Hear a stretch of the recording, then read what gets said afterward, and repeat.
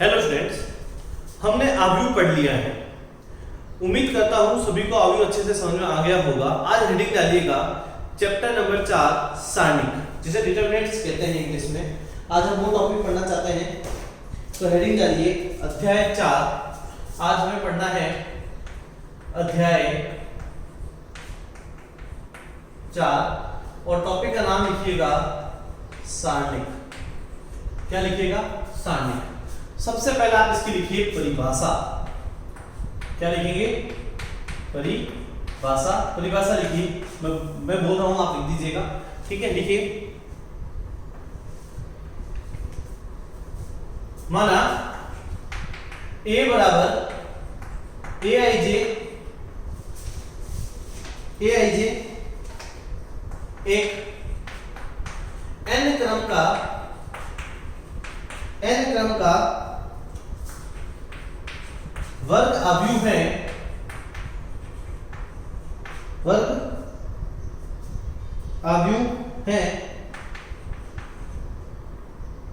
तब एक अद्वितीय संख्या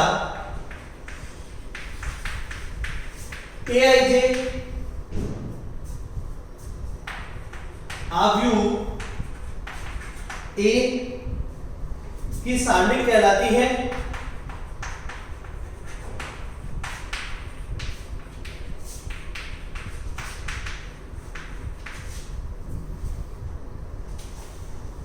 सारणिक कहलाती है। देखिए क्या लिखना है, आपके पास कोई एक आव्यूह है aij, जो कि n क्रम का एक वर्ग आव्यूह है। क्या होना चाहिए?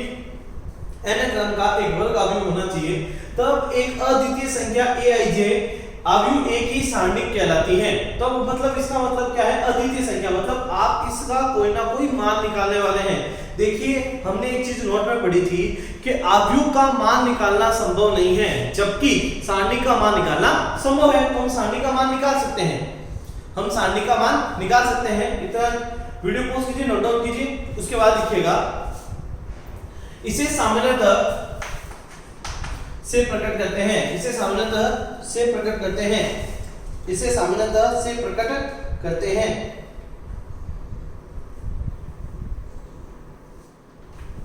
देखिए, एक आव्यूह को अव्युत्क्रमणीय आव्यूह कहते हैं यदि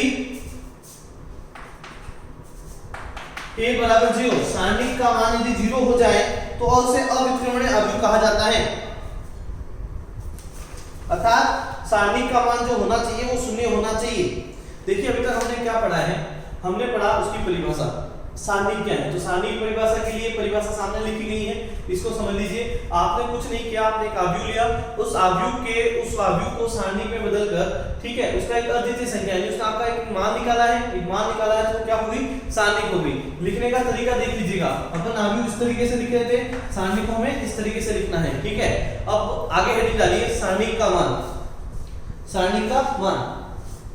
ठीक है, आगे हेडिंग डाल दीजिएगा सारणिक का मान। देखिए आपको पता है कि आपने जो आव्यूह में क्रम पढ़े थे, जैसे आव्यूह में आपने पढ़ा है 2x2 के क्रम का है, स्तंभ है, पंक्ति है, उसी प्रकार सारणी में भी क्रम होता है, स्तंभ होती है, पंक्तियां होती है। ठीक है, अब बात करते हैं, सबसे पहले टॉपिक डालिएगा सारणिक का मान। पहले डालिए 1 × 1 के क्रम वाले सारणिक का मान। ठीक है, देखिए क्या है, जैसे सपोज यहां लिखा गया है 2। ठीक है, तो इसका जो सारणिक का मान रहेगा वो क्या रहेगा? 2 ही रहेगा। ये 1 × 1 के क्रम का आपके पास सारणिक था, तो इसका जो मान रहेगा वो 2 ही रहेगा। उसके बाद हेडिंग डालते हैं दूसरे नंबर पे 2 × 2 के क्रम वाले सारणिक का मान। क्या लिखना है? 2 × 2 के क्रम वाले सारणिक का मान, ये लिखना है। देखिए कैसे लिखेंगे, जैसे मैंने ये 2 × 2 के क्रम की दी है, 2 4 6 3, और आपको इसका मान निकालना है। तो किस तरीके से निकालते हैं? देखिए आपको क्या करना है, इसका गुणा करना है इसके साथ, 2 का गुणा 3 के साथ क्या कितना है 6, बीच में क्या लगाना है माइनस, फिर इसका गुणा करना है इसके साथ कितना आएगा 24, और दोनों को सॉल्व करने पर आपको पता चला इसका मान कितना आने वाला है -18 आने वाला है। यानी आपको 2 × 2 के क्रम वाले सारणी का मान इस तरीके से ज्ञात करना होगा। देख लीजिए बहुत ही आसान है, बहुत आसानी से आप सीख सकते हैं, कोई प्रॉब्लम नहीं है। ठीक है, तो 2 × 2 के क्रम वाले सारणी का मान किस तरीके से निकालेंगे, आप इस तरीके से निकाल सकते हैं। 1 × 1 के क्रम का तो वही मान रहता है। ठीक है, वीडियो पॉज कीजिए, नोट डाउन कीजिए।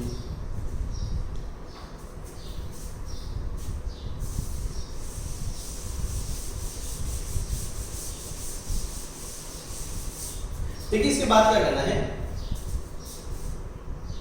तीसरे नंबर पे लिखना है 3 × 3 के क्रम के सारणी का मान। ये बहुत सीखना जरूरी है कि 3 × 3 के क्रम के सारणी का मान आप कैसे निकालते हैं। तो इसके लिए मैं एक व्यापक रूप ले लेता हूं जिससे आप आसानी से समझ सकते हैं। ये सारणी है A11 A12 A13, फिर ये आएगा A21 A22 और ये आया A23। उसके बाद आने वाला है A31 A32 और ये आएगा A33। मुझे इसे हल करना है। देखिए इसे हल करने का तरीका क्या होता है। अगर आप इसको हल करना है तो सबसे पहले आप किसी भी एक पंक्ति या एक स्तंभ के सापेक्ष इसका प्रसार कर सकते हैं। तो मैं क्यों ना पहली पंक्ति के सापेक्ष इसका प्रसार करूं, उसके बाद मैं आपको दूसरी पंक्ति के सापेक्ष बताऊंगा, उसको तीसरी पंक्ति के सापेक्ष बताऊंगा। आप किसी भी पंक्ति या किसी भी स्तंभ के सापेक्ष इसका प्रसार कर दीजिएगा, उसके हिसाब से जब इसे हल करेंगे तो हमेशा इसका मान सदैव क्या रहेगा, आपके पास समान रहेगा। इसमें कोई प्रॉब्लम नहीं रहेगी। अलग अलग मान आने वाले हैं, अलग अलग मान आपको नहीं मिलने वाले हैं, सारे के सारे मान आपके सेम रहेंगे, एज इट इज रहेंगे। कैसे, देखिए सबसे पहले मैंने लिखा A11। अच्छा मैं पहले लिख देता हूं पहली पंक्ति के सापेक्ष। ठीक है, हम जो भी मान निकाल रहे हैं किसके सापेक्ष निकाल रहे हैं, पहली पंक्ति के सापेक्ष निकाल रहे हैं। देखिए कैसे, मैंने ये कहा A11, यहाँ एक छोटी सारणी बनाएंगे। देखिए A11 लिखने से ये कट गया, ये कट गया, ये सारे वैल्यू कट गए। क्या क्या बच रहा है, A22 A23, फिर क्या बचा A32 और यहाँ बचा A33।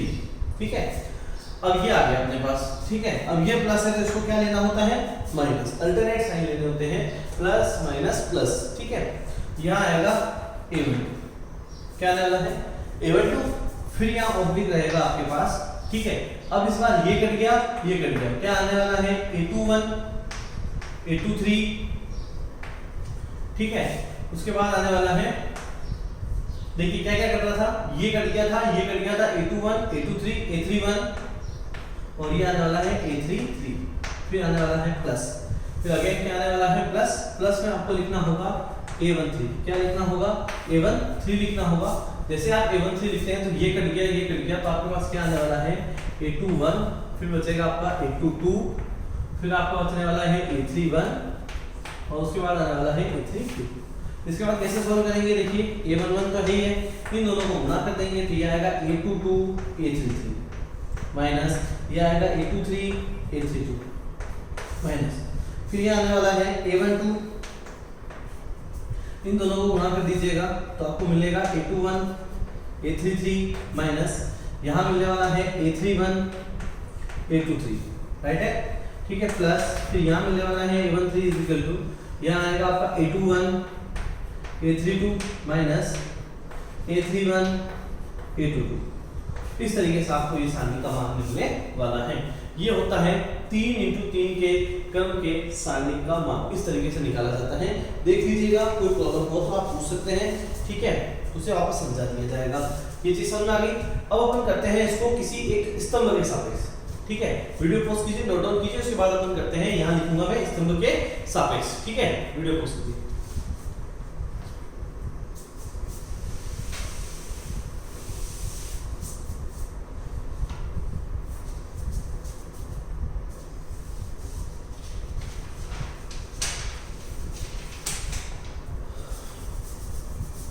हम लिखते हैं पहले स्तंभ के सापेक्ष। क्या लिखेंगे?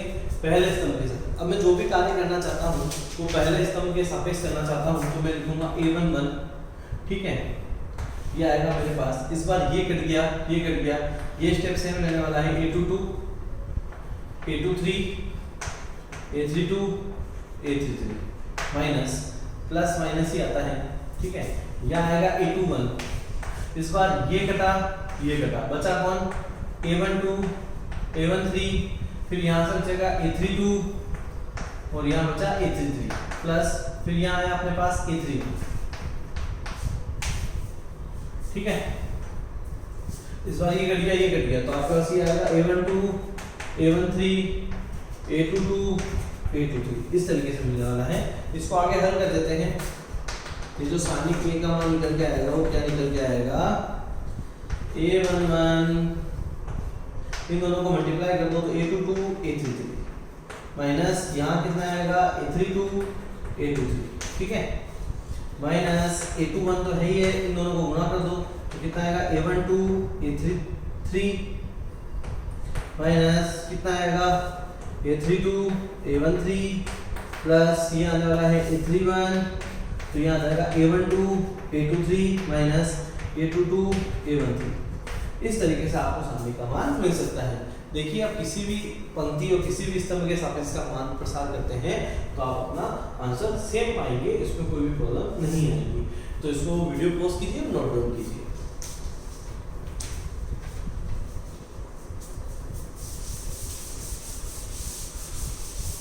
अब लिखिए आगे, तृतीय क्रम की सारणी के प्रसार के नियम। क्या लिखना है? तृतीय क्रम की सारणी के प्रसार के नियम। पहला नियम लिखिए, प्रथम पंक्ति के अवयवों को एकांतर क्रम में धनात्मक तथा ऋणात्मक चिन्ह लगाकर लिखते हैं। क्या लिखना है?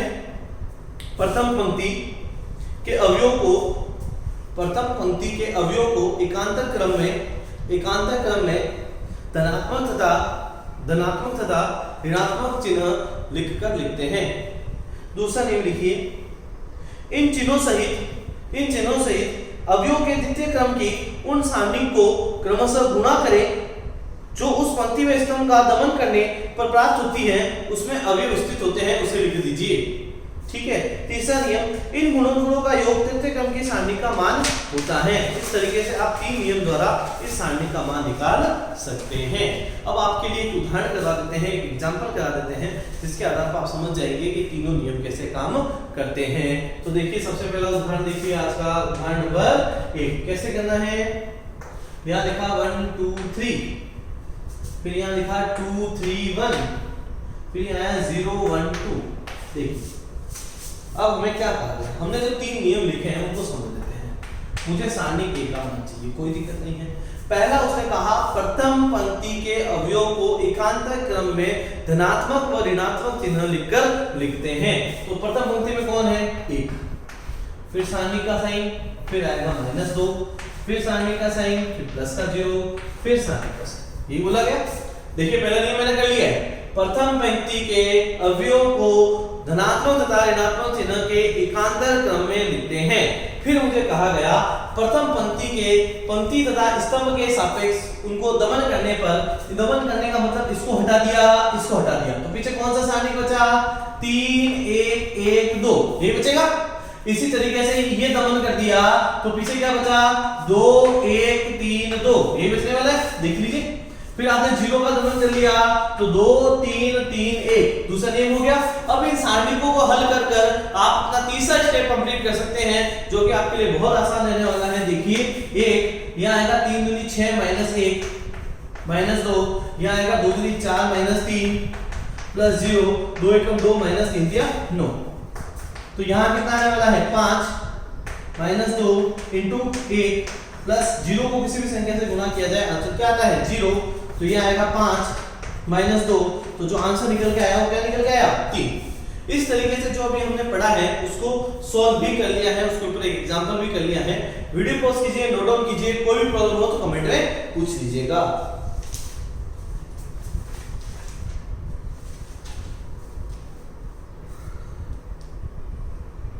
देखिए अब एक और चीज करनी है आपको, इसको मैं रफ कर रहा हूं। देखिए तृतीय क्रम की सारणी का मान ज्ञात करने के लिए सारूस प्रकृति क्या लिखेंगे, देखिए हेडिंग डालिएगा, तृतीय क्रम की सारणी का मान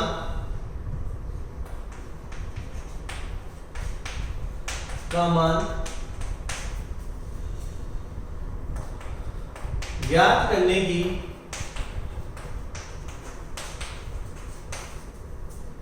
सारूस प्रकृति, सारूस आकृति लिखते हैं, प्रकृति भी लिखता है, कोई प्रॉब्लम नहीं। देखिए क्या है ए बना, ये हमें समझना है क्या लिखा हुआ है कि तृतीय क्रम की सारणी का मान ज्ञात करने के लिए सारूस आकृति क्या होती है। जैसे आपको कोई आव्यूह दिया गया, सॉरी आपको एक सारणी दिया गया है, आव्यूह नहीं दिया गया है, सारणी में ये a1 a2 a3, ये b1 b2 b3 और ये c1 c2 c3। सारूस ये कहता है कि यदि आपको इसके सारणी का मान निकालना है तो एक तरीका आपके पास और है, वो देखिएगा। पहले इस सारणी को एज इट इज लिख दीजिए, मैंने लिख दिया a1 a2 a3, मैंने लिख दिया b1 b2 b3, फिर मैंने लिख दिया c1 c2 c3, राइट है। अब आपको क्या करना है, इसकी जो अंतिम दो स्तंभ है इन्हें वापस लिख देने हैं। अंतिम दो स्तंभों को आपने लिख दिया b1 b2 b3, फिर लिख दिया c1 c2 c3, इतना कर लीजिएगा। अब सारूस ये कहता है कि आपको इस तरीके से मल्टीप्लाई करना है। देखिए a1 a2 क्या आया, a1 b2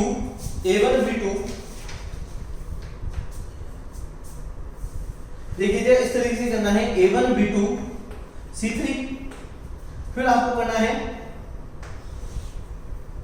plus b1 c2 b3 plus, फिर आपको इस तरीके से करना है c1 b2 c3, फिर बीच में माइनस, ठीक है। अब आपको क्या करना है, अब आपको इस तरीके से करना है, इस तरीके से करना है a3 b2 c1 प्लस, फिर आपको करना है b3 c2 b1 प्लस, आपके पास रहेगा b3 b2 c1। एक बार जांच लेते हैं कि किस तरीके से हमारा आंसर आना चाहिए, देख लेते हैं a1 b2 c3 b1 c2 a3 या a3 आना चाहिए था। देखिए थोड़ा सा इसमें कुछ चेंजेस करते हैं, एक बार इसमें थोड़ा सा चेंजेस कर लेते हैं। देखिए क्या करते हैं, इसको मैं यहां से रफ कर रहा हूं एक बार, है ना, इसको एक बार रफ कर रहा हूं। आपको मैंने क्या कहा, एक बार वापस देखिएगा, इसके करने का नियम क्या कहता है, पहले a1 a2 a3 लगा देते हैं, फिर b1 b2 b3 लगा देते हैं, फिर c1 c2 c3 लगा देते हैं। मैंने अभी बताया था कि इसके अंतिम दो स्तंभ लेने हैं। आप अंतिम दो मत लीजिए, आप क्या लीजिए, प्रथम दो ले लीजिए, प्रथम दो स्तंभ ले लीजिए। प्रथम दो में आएगा a1 a2 a3 आएगा और यहाँ b1 b2 b3 आएगा और आपका क्वेश्चन सॉल्व हो जाएगा। कुछ भी मत कीजिएगा, ये कर लीजिएगा। फिर आपको इसको ऐसे गुणा करना है, देखिए ऐसे गुणा करने पर आपको मिल जाएगा a1 b2 c3, फिर आपको इसको इस तरीके से गुणा कर दीजिएगा तो यहाँ मिलेगा b1 c2 a3, फिर लास्ट वाला गुणा इस तरीके से होगा प्लस c1 a2 b3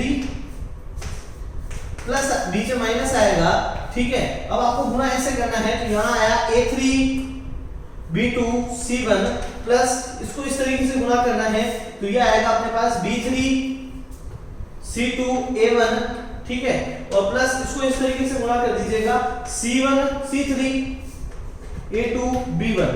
ये वाला अगला आपके शेष बच जाता है, इसका कोई रोल नहीं है इसके अंदर। इस तरीके से आप अपने इसका मान निकाल सकते हैं। अभी जो हमने पहले एग्जांपल खोल के किया था स्तंभ और पंक्ति को, हम इसी तरीके से करके देखते हैं, ठीक है। घबराइएगा मत, कुछ भी नहीं है इसके अंदर, पहले दो पंक्तियों को एज इट इज लिखना है, आपका कार्य हो जाएगा। चलिए वीडियो पॉज कीजिए, नोट डाउन कीजिए, उसके बाद मैं आपको समझा देता हूं क्या करना है। जैसे अपन क्या करते हैं, एक क्वेश्चन ले लेते हैं जो अभी हमने किया था, सेम उदाहरण लेते हैं जिससे हमें पता चले हमारा आंसर आया है नहीं। 1 2 3 2 3 0 0 1 2 को का मान निकालना है, ठीक है। देखिए क्या लिखा हुआ है, 1 2 3 2 3 0 0 1 2। क्या कहा था, पहले दो स्तंभों को समान लिखना है, यानी 1 2 3 2 3 0। फिर गुणा कैसे करना है, इन सबको गुणा कीजिए, 1 × 3 3 3 × 2 6, राइट है। फिर इन सबको गुणा कीजिए, ठीक है, 2 1 2 2 3 6। फिर इन सबको गुणा कीजिए 0 माइनस, फिर क्या आएगा, इन सबको गुणा कीजिए 0, फिर इन सबको गुणा कीजिए 0, फिर 2 दूनी 4 4 दूनी 8, सही है। 6 और 6 कितने होते हैं, 12 12 माइनस 8, तो आंसर कितना है 4। पीछे वाले का आंसर चेक कर लेते हैं, पहले भी आंसर कितना था 4, अभी भी आंसर कैसा है 4। तो देख लीजिए कोई भी प्रॉब्लम नहीं है, दोनों ही मेथड है, दोनों मेथड से कर सकते हैं। लेकिन मैं आपसे ये उम्मीद करता हूं कि आप स्तंभ और जो पंक्ति के प्रसार वाला नियम होगा उसी से ही करेंगे, क्योंकि वो आपके लिए आसान रहेगा और आपके समझने के लिए बहुत ज्यादा रहेगा, क्योंकि आगे बहुत सारे ऐसे क्वेश्चन आएंगे जो उन्हीं के मदद से किए जा सकते हैं। तो ये था आपका सारूस आकृति, डरने की कोई आवश्यकता नहीं है। पहले मैंने गलती से ये दो स्तंभ, अंतिम दो स्तंभ बता दिए थे, लेकिन वो अंतिम दो स्तंभ नहीं थे, वो प्रथम दो स्तंभ थे। प्रथम दो स्तंभ होते, देख लीजिए हमारा आंसर आ गया है, बहुत ही आसान तरीके से हमारा आंसर आ गया है, कोई भी घबराने की आवश्यकता नहीं है। पहले इस वाले अवयव से इस क्रॉस में स्टार्ट कीजिए, फिर क्रॉस, फिर नीचे से स्टार्ट कीजिएगा, इस तरीके से क्रॉस गुणनफल करते जाइए, आपका आंसर आपके पास निकलता चला जाएगा। कोई भी प्रॉब्लम है आप कमेंट में पूछ सकते हैं, आपके पास बहुत सारे मेथड है पूछने के, ठीक है, आप ग्रुप में भी पूछ सकते हैं, कोई प्रॉब्लम नहीं होगी आपको, ठीक है। तो वीडियो पॉज कीजिए, नोट डाउन कीजिए।